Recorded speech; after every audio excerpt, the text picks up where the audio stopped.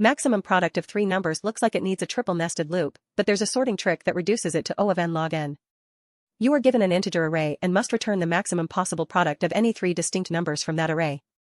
For example, with the input 1, 2, 3, the only triple is 1 times 2 times 3, which equals 6. The twist is that the array can contain negative values, so two large negatives multiplied together become positive and can combine with the largest positive to produce an even bigger result. The naive way is to try every combination of three indices with three nested loops, compute each product, and keep the maximum. That runs in cubic time, O of n cubed, while using only constant extra space. With typical constraints where n can be up to 10,000, the cubic approach would take far too long and will time out. The key insight is that after sorting the array, the maximum product must come from either the three largest numbers or the two smallest numbers together with the largest number. So we sort the array once, then calculate two candidates, the product of the last three elements, and the product of the first two elements with the last element. The answer is simply the larger of those two candidates. This eliminates the need for any nested loops.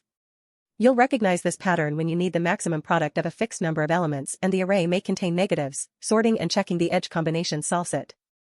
Time complexity is O of n log n because of the sort, and space complexity is O of 1 extra since we only use a few variables. Try the next problem, same pattern.